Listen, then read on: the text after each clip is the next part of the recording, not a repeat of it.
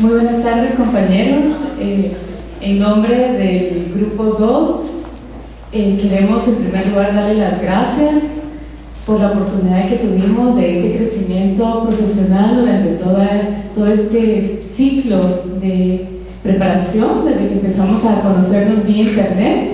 La verdad es que cada uno de los del grupo hemos disfrutado muchísimo la experiencia del diplomado, y esta semana pues estamos seguros que salimos con muchas más herramientas de trabajo y con muchas más dudas que respuestas, ¿verdad? Pero eso creo que eso nos lleva a pensar que cada uno llevamos una motivación muy grande y una lista de Santa Claus que ojalá podamos cumplir para cada uno de nuestros países.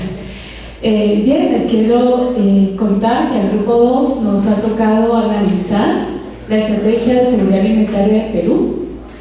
Fue un documento, la verdad, bastante general el que revisamos en primera instancia, nos parece, porque estando acá esta semana profundizamos un poco más sobre los datos de Perú.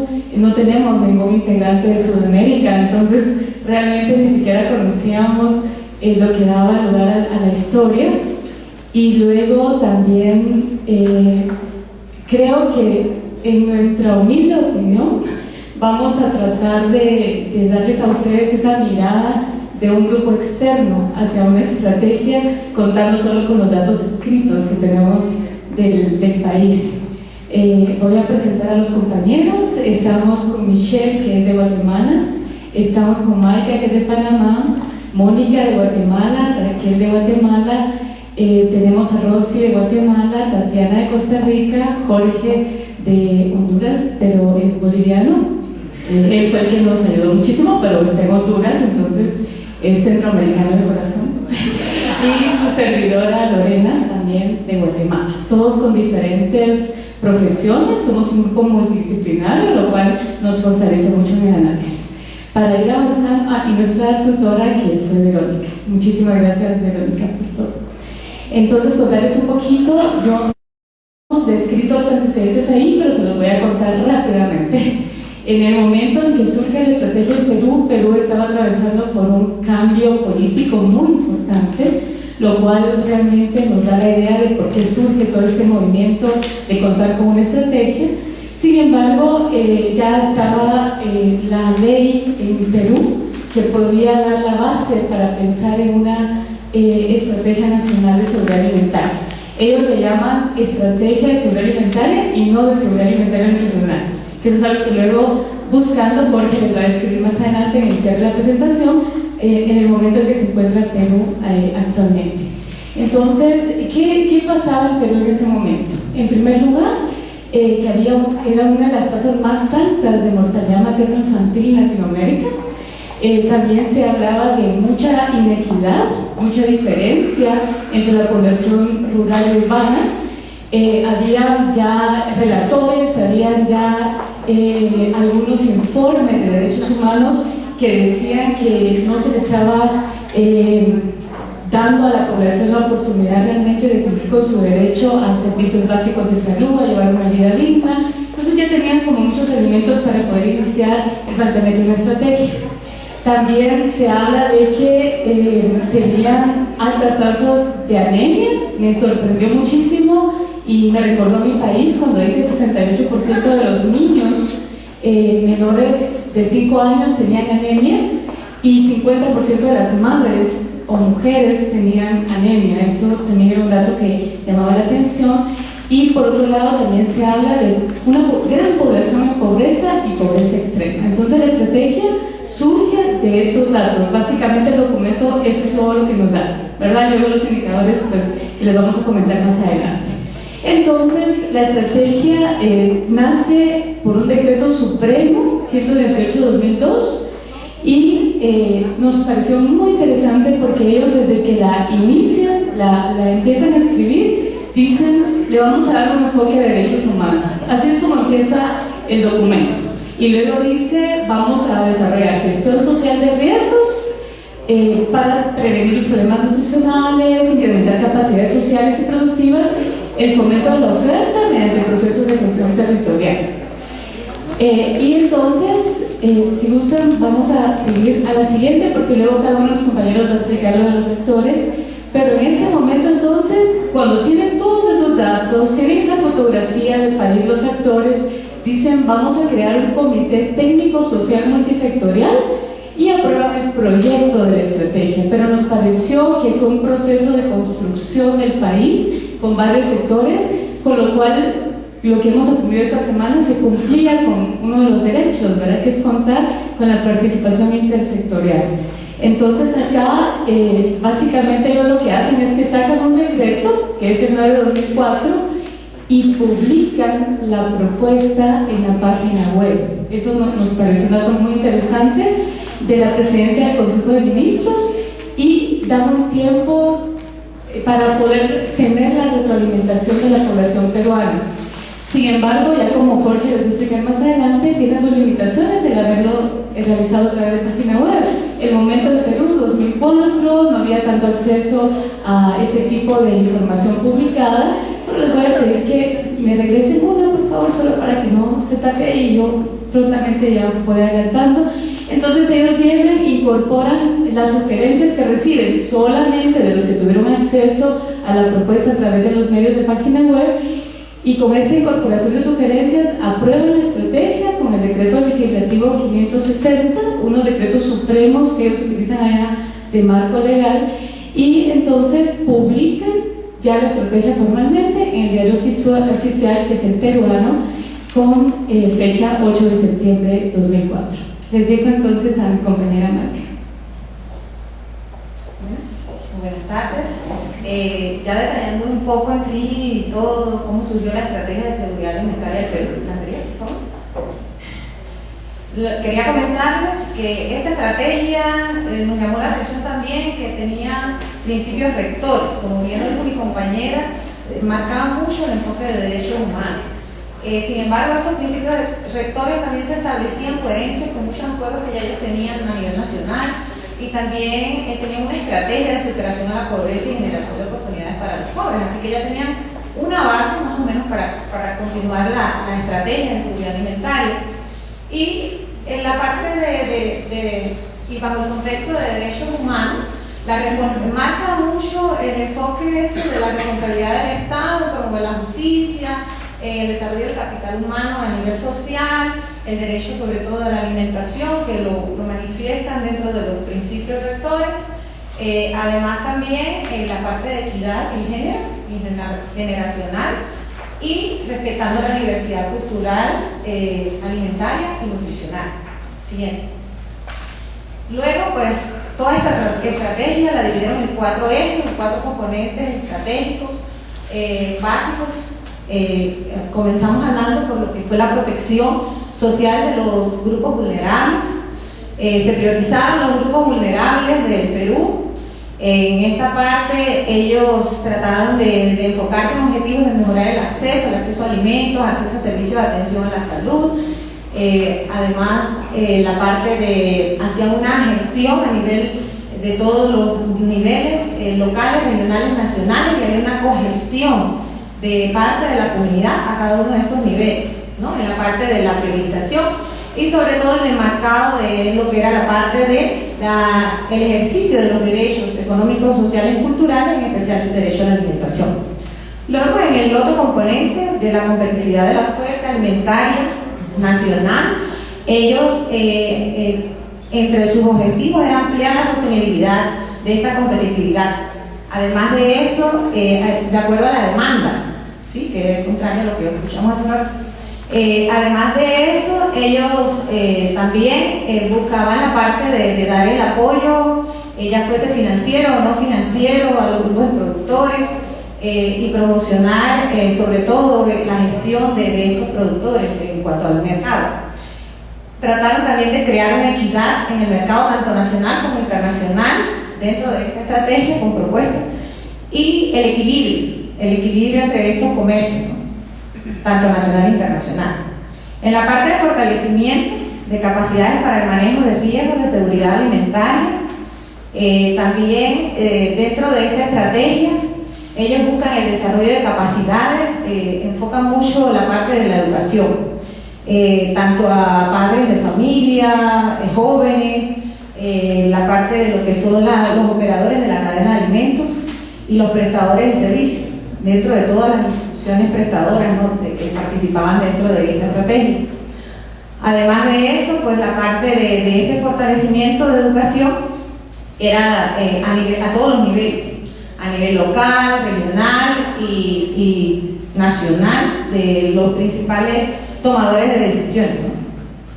Sí. El otro eje es el marco institucional para modernizar la gestión de seguridad alimentaria. Este marco institucional era flexible, o sea que ahí hablamos claramente que pues podía ir cambiando. Dentro de cada nivel había un plan adecuado a la realidad del individuo, de la familia, de la comunidad, tanto a nivel local, regional y nacional. Luego también trataron de proponer una regulación de lo que era la cadena alimentaria. Había una clara decisión de los agentes que decidían dentro de todo lo que iban avanzando en las estrategias, hacían reuniones periódicas, eran personas tanto del sector público, privado y líderes, tanto a los mismos niveles, locales, regionales y nacionales. También establecieron un sistema de vigilancia, pero este sistema de vigilancia era institucional, es cierto, por todos los comités y organizaciones que participaban, públicas y privadas, pero también tenían un sistema de vigilancia ciudadana. Bueno, en la siguiente, pues ya mi compañera Michelle le va a hablar de lo que son las unidades.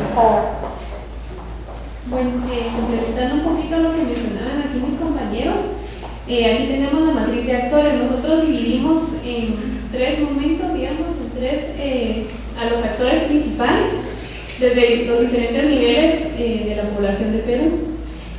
Como mencionaba al inicio Lorena, a nivel nacional se creó la Secretaría Técnica de la Comisión Interministerial que preside el Comité Técnico Social Multisectorial. Eso fue a raíz de la cual se generó esta estrategia de seguridad alimentaria.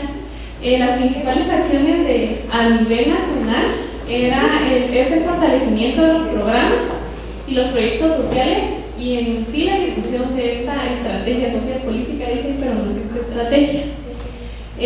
A nivel regional, la principal función que se da a los actores regionales es como el rol facilitador y articulador. Aquí Maika mencionaba que los procesos que se realizaban trataban de descentralizarse de modo que se aplicaran para todos los niveles, ¿verdad? Entonces, la función principal del gobierno regional era crear este vínculo y es ser cofacilitador entre las acciones que se realizaban a los diferentes niveles. Y también el diseño de políticas de seguridad alimentaria y nutricional, sistemas de monitoreo y la elaboración de la canasta alimentaria regional. Por último, a nivel local, que consideramos que el nivel local es muy importante para la ejecución de esta estrategia. Como mencionaban también al inicio, una de las características de esta política es que, a diferencia de la política de El Salvador, creo que fue la primera que presentaron, en la que toda la sociedad participó en la formulación. En esta, los actores locales y la sociedad civil participó en complementar la estrategia, ¿verdad? Entonces, por eso estos actores son muy importantes. Y cabe mencionar aquí la conformación de este comité de gestión local, que está conformado tanto por entidades estatales como entidades de sociedad civil o las organizaciones sociales de base, que fueron las que prácticamente eran los gestores en sí de la estrategia.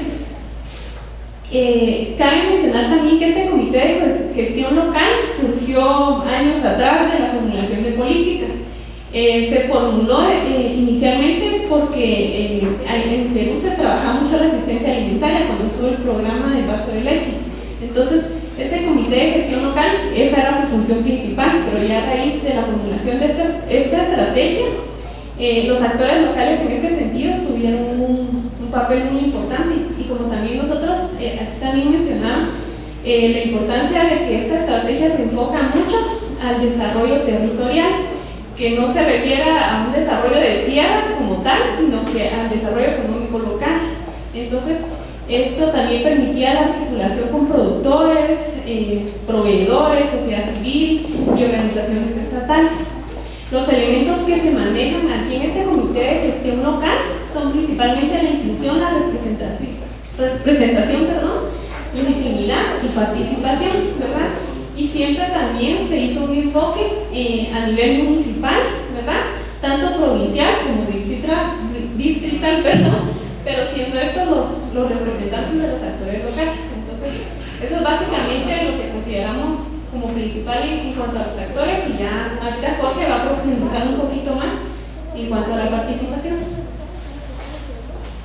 Gracias, Michelle. Siguiente, por favor. Vamos a tratar de pagar con tiempo, no hay cualquier cosa. Entonces, como dijimos, este ejercicio era tener 3 subgarantías y tratar de analizarlas con este enfoque de derechos. Este nada más un resumen de lo que tenemos, y más adelante vamos a ir viendo slide a slide la información que hemos logrado coincidir nosotros en cuanto al trabajo que se hizo en esta estrategia y en el Perú. Entonces, por favor, siguiente. Entonces, lo primero era la parte de oportunidad, y quiero recalcar aquí la escala, ¿verdad? Tenemos una escala de 0 a 10, y en cada uno de estas tres subgarantías teníamos 2 preguntas. Entonces, cada pregunta tenía una valoración de 5, siendo 0 muy poco, 5 muy alto, y al final sumaba al total de 10. Entonces, en ese caso, la valoración de 10 lo primero era tiempo de espera.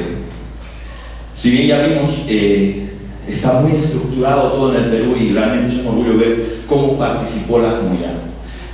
Pero no sabíamos que ciertas comunidades o ciertos grupos de estas organizaciones sociales no tenían acceso a llegar a la participación. Entonces estamos viendo que participa la sociedad, pero ¿será que participa toda la sociedad, que es esa población a la que queremos llegar? No. Hay un ejemplo ahí, por ejemplo, ellos dicen, se avisó con una semana de anticipación para que llegaran a trabajar con nosotros y participar. Y es gente que baja de la población cada 3 meses, ¿verdad? Y a esa gente le llegó 3 días después la información de que se estaba haciendo esto y que participaran, por favor.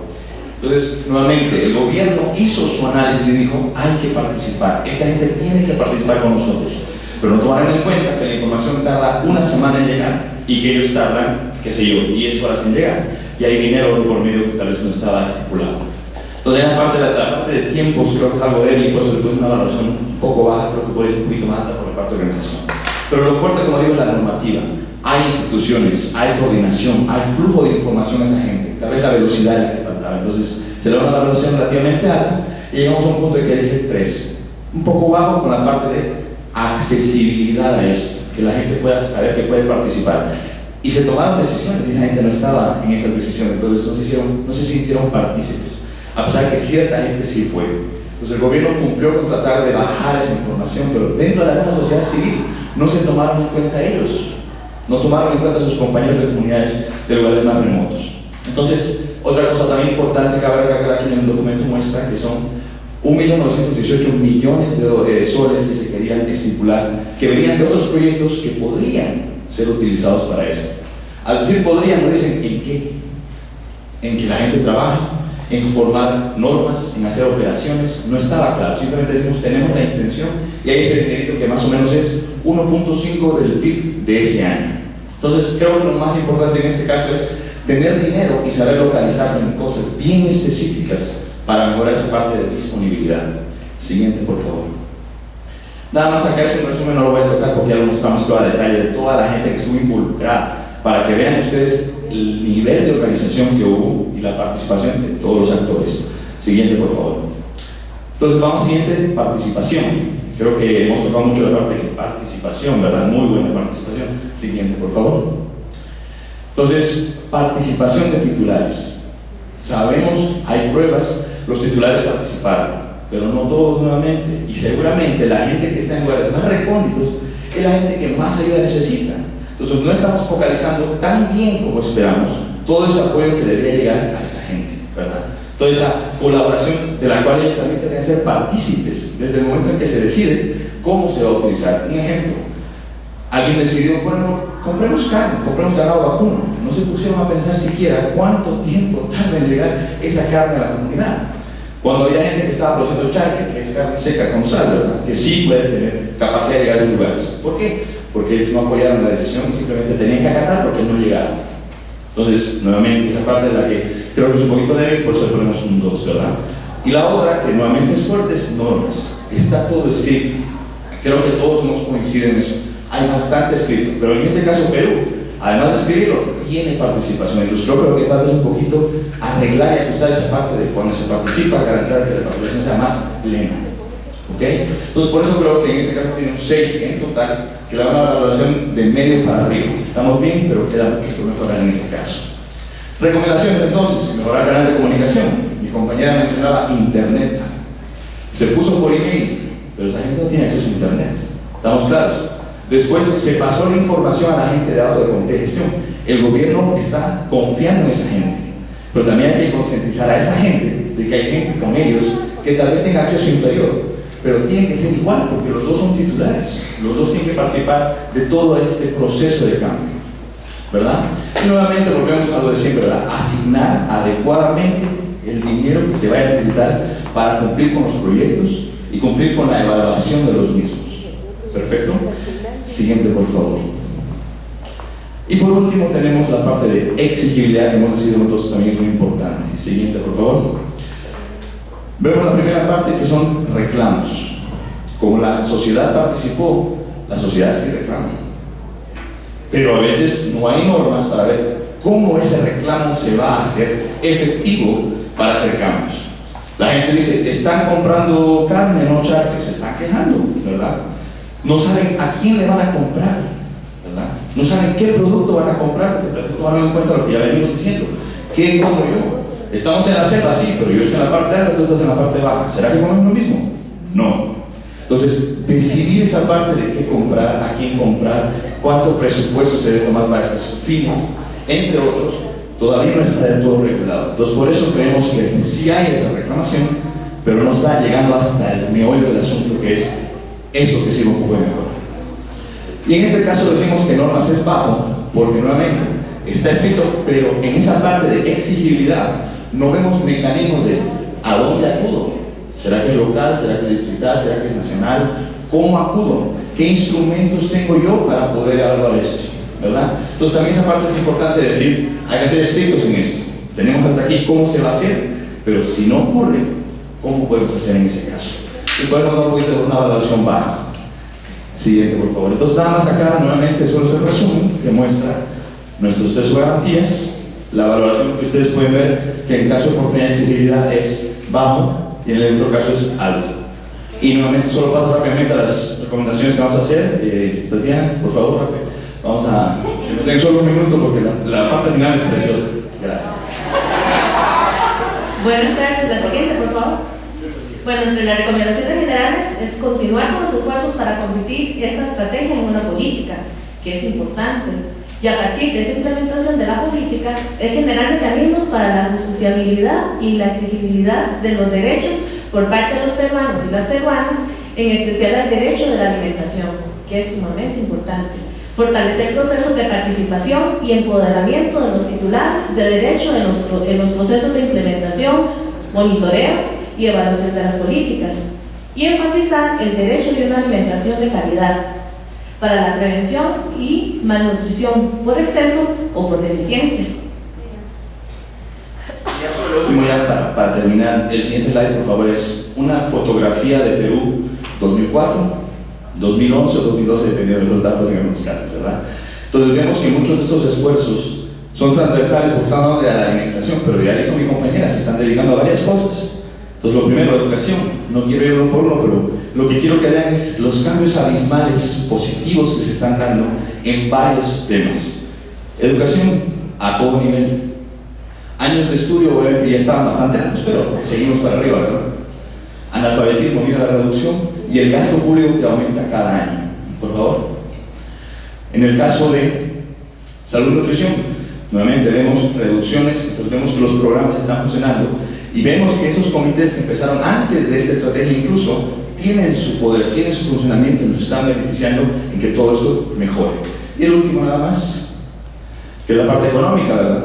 Hay más dinero, hubo una coyuntura muy buena a nivel continental de que hay más dinero y en este caso, como hay participación, podemos tener esa forma de exigir que ese dinero se pueda focalizar a ciertas personas. Y como se ve con los dos anteriores, respaldados por el dinero que está ahí. Entonces aquí no es que no hay plata, hay plata, la comunidad extranjera cree en estos modelos y miren cómo sube su inversión. Entonces, no es por decir que no va a apoyar, pero apoya mucho a proyectos que creen que tienen futuro, ¿verdad? Y nuevamente, la parte de pobreza que casi va a llegar, Perú es uno de los países de Latinoamérica que casi va a cumplir el objetivo del milenio. Hay algunos, obviamente, Chile, Perú, unos pocos más, pero todo se debe a esa parte. Entonces, creo que hay que recalcar y felicitar a Perú por su organización, de que tiene que mejorar, pero se está haciendo. Muchas gracias.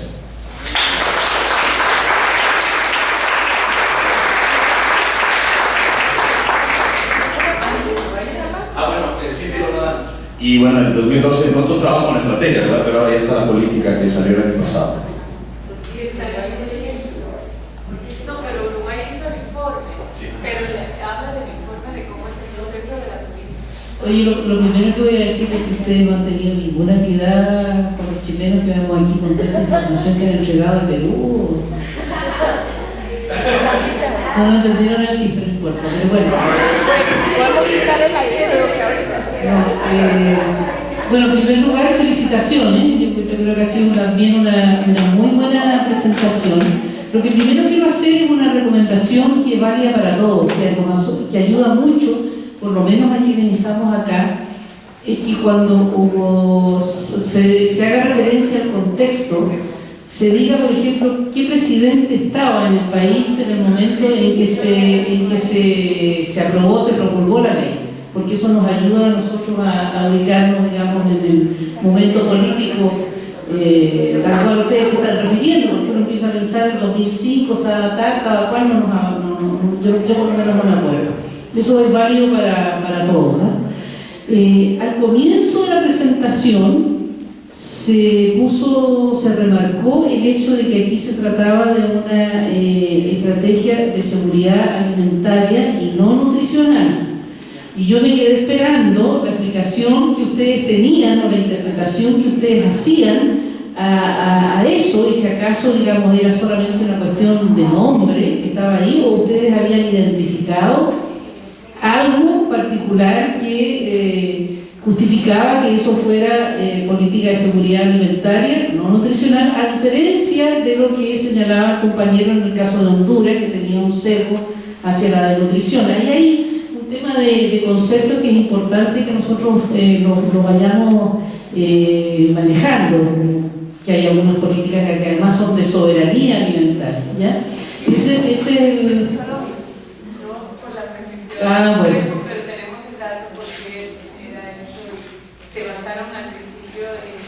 Lo que es asistencia alimentaria, o sea, la propuesta inicial de la estrategia era asistencia alimentaria y empezaron a trabajar todo lo que era disponibilidad, acceso, producción local, y mencionan en la misión soberanía alimentaria. O sea, ellos lo mencionan y lo trabajan así. Y toda la pero la parte de nutrición queda fuera, ¿ya? Yo no... Queda fuera, pero están los objetivos en la meta, solo que no lo ponen en el orden. El otro punto es que veo ahí en esta política, a diferencia de las otras, un concepto nuevo también, que es el de manejo social de riesgo de seguridad alimentaria. Yo no sé si ustedes trabajaron algo más en relación, digamos, a este concepto, qué significa, digamos, porque de repente aparecen conceptos, palabras, digamos, que no tienen mayor explicación probablemente a lo largo del documento. Lo otro es, y eso, bueno, es válido, digamos, también para los otros grupos, y lo dejo también nada más como recomendación para todos, es que al momento de hacer ustedes la selección de las subgarantías sobre las cuales ustedes van a trabajar, es importante explicar por qué esa subgarantía. Porque está la de accesibilidad o la disponibilidad, que en el caso de una política de seguridad alimentaria y nutricional son subgarantías clave. Aparte de eso, me parece que el trabajo está muy bien hecho, los felicito y sigan adelante. Gracias.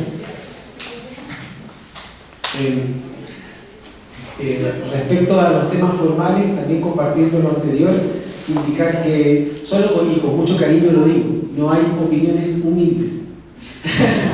Segundo, muy bien la comparación en líneas de tiempo, que hicieron estadística y comparar un tiempo que se centraba en el análisis cuando nace la estrategia a traerla a tiempo actual. La verdad es genial, muy bien. De contexto también, lógicamente, compartiendo lo que decía la Jimena, la necesidad de hacer un poquito de contexto político, porque esos años en que nace la estrategia es la especie de vuelta del Perú, ¿no? Y por lo tanto es Toledo y todo lo que por ello trae. Claro. Respecto de también hablar un poco sobre por qué sociedad civil, muy bien el tema del eje de participación. La sociedad civil peruana no es cualquier sociedad civil, debe ser de las más poderosas del continente, tal vez junto con la colombiana, de las más desarrolladas, incluso más que la brasilera. Por eso Brasil y Perú tienen la mayor cantidad de casos en el sistema interamericano. Pero, ojo que la sociedad civil peruana reproduce el mismo modelo excluyente del Estado. O sea, hay una sociedad de Río que la conoce. Es la sociedad, claro, porque es una sociedad civil integrada que tiene, no sé, la Comisión Nacional de Derechos Humanos, Pancho Soberón, que está en todas, ¿te fijas? Pero en la sierra peruana, por ejemplo, hacia el interior, y viene el gran tema, cómo llevamos seguridad alimentaria a esa zona, tú lo planteaste, porque tiene un problema Perú de integración. Hay zonas donde no hay Estado, hay zonas donde no llega la línea de la definición fiscal y donde lo que hay es básicamente alternatividad. Tú tienes los informes de Hernando de Soto, que hemos aprendido todos en las universidades, porque es una sociedad donde el desarrollo de lo alternativo, sobre todo en la sierra, y hoy día en la selva amazónica es muy grande, así que felicitaciones por indicar ello también. Sobre esto, hablar de, lo mencionaron ustedes también, pero la vinculación en este grupo, por primera vez aparece la vinculación con los informes de derechos humanos. En los grupos anteriores también, cuando lo profundicen, hablamos hoy día de DESCA, ¿cierto? Derecho económico, social y cultural a la alimentación, para no desvincular la alimentación al eje de donde viene. Y así que también me pareció positivo pero respecto a, dijeron ustedes algo muy provocativo, que dice que es primer plan de estrategia que dice enfoque de derechos humanos. Yo me quedé esperando la demostración si el enfoque funcionó o no. Y si el enfoque, respecto a lo planteado esta semana, correspondió a lo que ustedes se plantearon como temas relevantes esta semana. Podrían hacer un test, así una prueba, de si corresponde, si se aplicó ese enfoque tanto en la política, en el diseño, en la implementación, como en la práctica. Me pareció interesante el desarrollo de lo regional, de lo provincial y lo local, que es un tema, vuelvo a reiterar, muy avanzado en Perú. Ellos tienen a Óscar Ugarteche, tienen a Hernando de Soto, tienen la Comisión Andina de Juristas, que le ha vendido el modelo de enfoque del derecho hace 15 años a toda América Latina, desde las buenas prácticas andinas. Tiene sede en la calle y está enfatizando desde tiempo también el enfoque de derecho, ¿no? Basado en Naciones Unidas. La idea de la protección de grupos vulnerables que aparecen también, como que hay un ponente que sea migrante boliviano. Ya muy feliz. Entonces, la idea de la economía local me parece un eje importante porque ellos son los primeros en mencionar el rol de las empresas y de los proveedores. Y entramos a los otros agentes que participan y tienen el deber de participar en una política de seguridad alimentaria, el rol de las empresas. Y finalizar con el tema de exigibilidad y justiciabilidad. Me pareció que el grupo estuvo bastante bien y bueno, de todas maneras invitarlos a escribir sobre este tema y sobre todo a responder la pregunta: si en un país donde los académicos han pensado, donde en la universidad se enseña el enfoque de derecho, donde la sociedad civil, por lo menos en las grandes capitales, es un buen modelo para responder, ¿funcionó el enfoque? ¿Se ha implementado en la práctica? Etcétera. Muchas gracias. Bueno, también coincidiendo, yo una muy buena presentación, una buena estructura, una buena forma, buena la puesta en escena, eso está muy bien. Y solo algunos puntos de pesado, ¿no? Así de antipático para ir profundizando cosas que uno ve y queda como de ganas de que se puedan profundizar. En general, bien, muy buena presentación. A ver, una paradoja, ¿no? Pero fíjense que el gobierno de Toledo es uno de los que terminó más mal del último tiempo y sin embargo hizo cambios bien importantes, como el que ustedes acaban de mostrar. Y ahí hay también algunos ámbitos de aprendizaje ya más vinculados a la ciencia política, digamos, pero de cómo no necesariamente las buenas reformas van asociadas a legitimidad popular. hay una paradoja que es bien compleja en la democracia, sobre todo en las noches latinoamericanas, digamos, que lo que hace es instalar puras preguntas, ¿no? Ahí hay algo que no está resuelto y que sin embargo parece que generar cambios de prácticas sociales implica costos en aquellos que se van a enfrentar a esos cambios. Sin embargo, hay que ver después los resultados en el mediano y largo plazo. Uno lo puede ver desde la lógica más de algunos derechos que no son muy asibles, ¿no? El término de la pena de muerte siempre ha sido el caso paradójico de aquello. La sociedad en general que tiene problemas de seguridad no es que sean muy proclives a abolir la pena de muerte. Sin embargo, se hacen desde arriba, de hacia abajo, y eso puede producir costos. Entonces hay un elemento de reflexión que aparece interesante en este caso en particular. Y voy al otro punto, que justamente uno puede decir, mira, tal vez Toledo tuvo muchos costos en términos de cómo aplicó esos cambios. Lo que le generó una baja legitimidad terminó con una aprobación, no sé, 8%, 10%, una cosa increíble. Y ustedes mostraron después los efectos de aquello, ¿no? De cómo había mejorado. Yo creo que también a esta altura en América Latina también es un sentido común ver a Perú como uno de los casos de éxito, ¿no? Sin embargo, cuando ustedes explicaron o mostraron a partir de la estadística, hicieron unos tremendos supuestos. Yo desde la racionalidad, digamos, del investigador social, sí, uno puede decir, hay mejores cifras, pero no armaron un modelo explicativo para decir cómo la política de la alimentación intervino ahí. Atención, está bien, me pareció bonito mostrarlo, pero si estamos en el rigor académico, ¿dónde está el modelo que explica? ¿Cuál es el punto en donde interviene esta política que hace que todos esos indicadores vayan cambiando? Y es un modelo que es bastante más complejo, que no daba bacán, ¿no? pero está interesante, digamos, ponerse el desafío. Ese es el comentario de sábado con antes de... No, muy bien.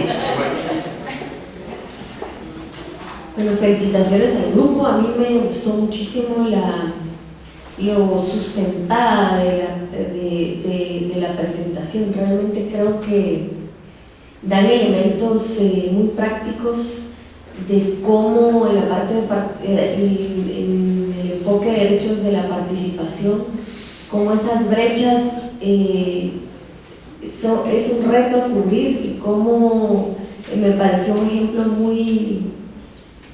también muy relacionado con lo que en Guatemala pasa, ¿verdad? Entonces creo que se comparte en Latinoamérica, porque creo que esa parte de previsión a todo nivel falla en el camino, y algo tan bien planteado como se ve con el enfoque de derechos, creo que falla al no llegar a los más vulnerables, y que esa voz no se traduce. Entonces creo que en esa parte sí se pudiera complementar la expectativa que da el enfoque de derechos la política, para poderla traducir un poco más, así como lo han comentado anteriormente, y de esa manera sustentarlo un poco más. También la parte del hombre, creo que es fundamental ahondar en lo que es la parte nutricional, o sea, ¿por qué es el nombre seguridad alimentaria y ese componente de utilización biológica dónde cabe? Creo que ilustrar esa parte es muy importante. Gracias.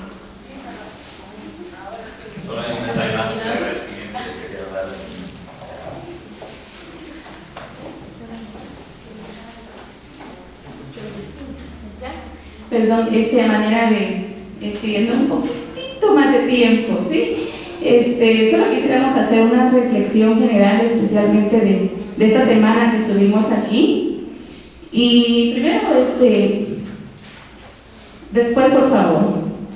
Primero quisiéramos, si me pudiera quitar la diapositiva, por favor. Primero quisiera yo preguntarles, a manera de reflexión, nos decían obligaciones del Estado que se derivan de los derechos humanos: respetar, proteger, garantizar y actuar. Ahí ya quedamos claros con eso. Entonces, ¿qué nos motiva a actuar? No sé si ya preguntaron ustedes qué nos motiva a actuar. ¿Qué pasaría si el compañero que tiene la par le pellizca ahorita? Le pellizca, le mete un pellizcón. Sí, me duele, ¿verdad? Me duele. Sí, entonces yo actúo y reacciono. ¿Sí? Entonces dice, lo que nos motiva a actuar es la molestia, el enojo que nos provoca ver una injusticia. Entonces, no nos molesta y no nos enojamos ver tanta muerte por desnutrición. Que nos moleste eso, que nos enoje, para que podamos actuar. Ese es el mensaje que queremos darles. También como Grupo 2, estamos infinitamente agradecidos con las instituciones, con todo el personal docente que hizo posible este diplomado. De verdad aprendimos bastante, pero sobre todo adquirimos el compromiso de actuar. Vamos a hacer algo y qué bonito fue que más adelante nos pudiéramos reunir y venir a contar nuestras experiencias, ¿verdad? ¿Qué hicimos? ¿Qué hicimos después de esto? Primero Dios se nos presenta la oportunidad. Y para finalizar, queremos compartir con ustedes el siguiente mensaje. Por favor. Dice, no me resigno a que cuando yo muera, siga el mundo como si yo no hubiera vivido. De Pedro Arrupe. Muchas gracias.